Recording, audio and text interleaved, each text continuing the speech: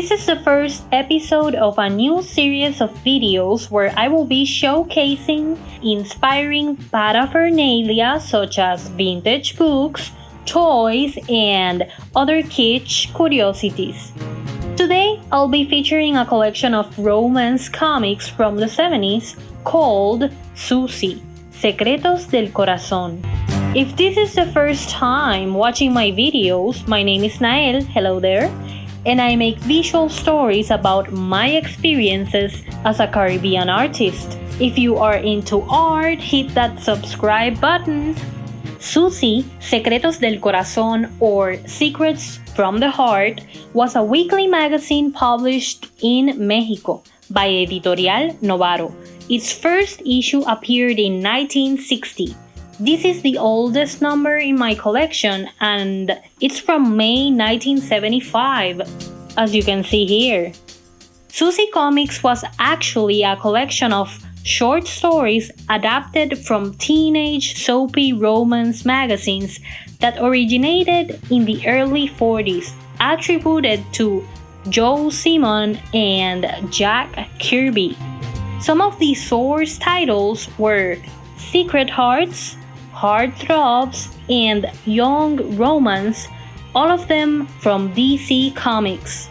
It also included short stories from a Spanish teen magazine called Sisi, which dates back to 1958. As you can see, even the font style used in the logo is similar. Romance comics had an increasing readership after World War II. The patriarchal love stories were mainly written, drawn, and colorized by males from a male perspective.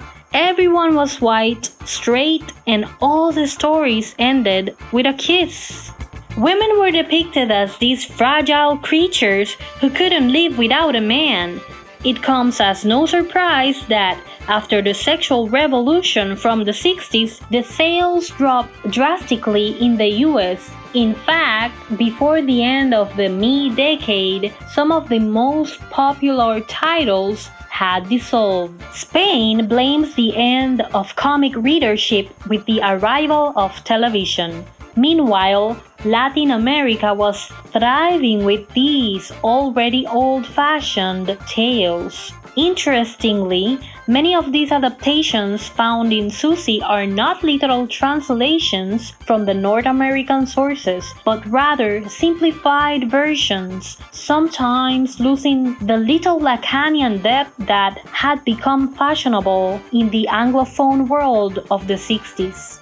Although Susy was mainly an appropriation of works curated and published in Mexico, the Mexican audience had been enjoying a rise in popularity with their original comics since the 1930s. In fact, some of the earliest representations of women in Mexican comics featured educated, strong, and financially independent characters with femme fatale looks.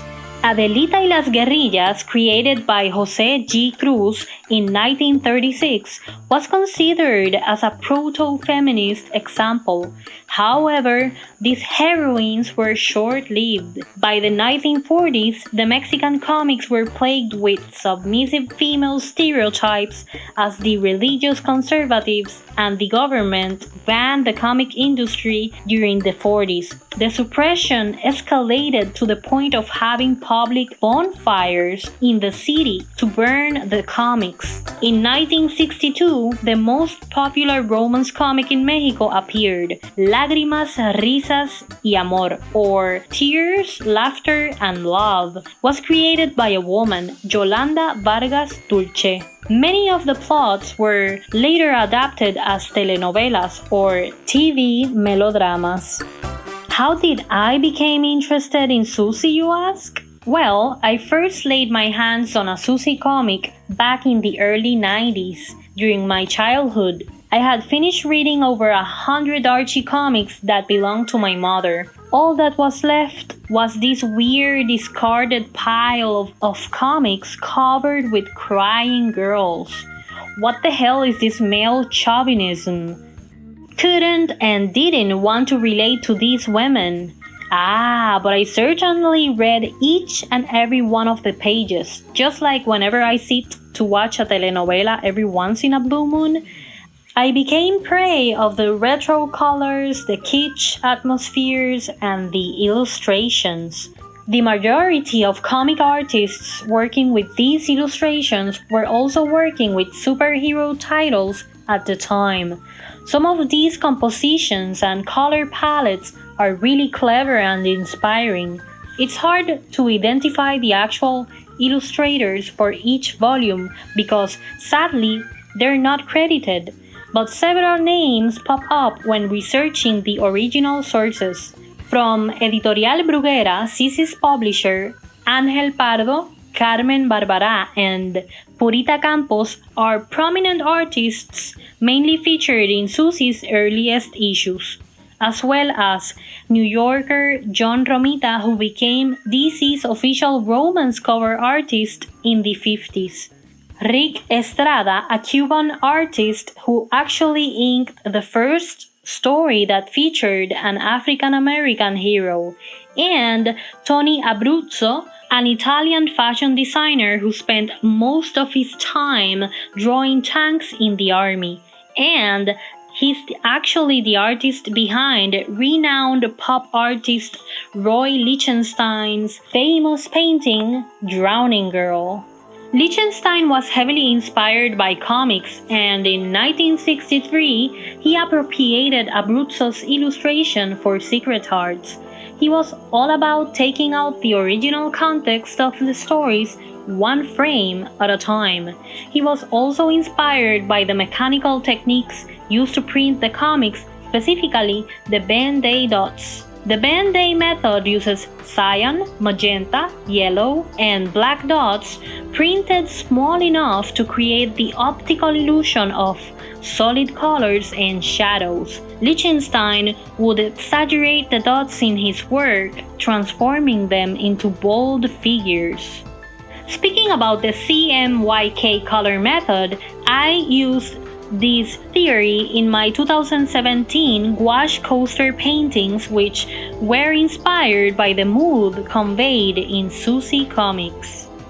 Roy wasn't the only one breaking the outdated molds of naive and helpless women that romance comics propelled. In the late 70s, Larry Fuller created Gay Heart Throbs, a cult homoerotic comic that within its fantasy still reflected the chaotic aura of the 1970s. Whilst most romance comics turned their back to the uprising of women's and gay rights movements of the 70s, Gay Heart Throbs remains relevant and vivid. In 2015, editors Craig Joe and Clizia Gusoni took the task of reprinting some of the most disturbing tales of romance comics. Perhaps some of Susy's plots should end up in one of those weird love collections and never return to our world. But in many cases, these melodramas mirrored the traditions of the author's era. Susy came to an end in November 1984, before the Mexican-based but internationally distributed Editorial Novaro stopped publishing comics. It even outlasted its sources, which shows how much of an impact it had within Hispanic American readers. Almost 3 decades of patriarchal values influencing more than one generation. We tried to escape reality by reading all the secrets Susy wanted to share. For further reading resources and more retro color palettes, I've made a post in Patreon. Check out the link in the description box. Shout out to all my patrons who support all my video projects, such as this one. If you liked this video or found it inspiring, don't forget to hit like and subscribe to this channel. This is the end of this showcase. Hope to see you in the next one. Until then, take care and bye!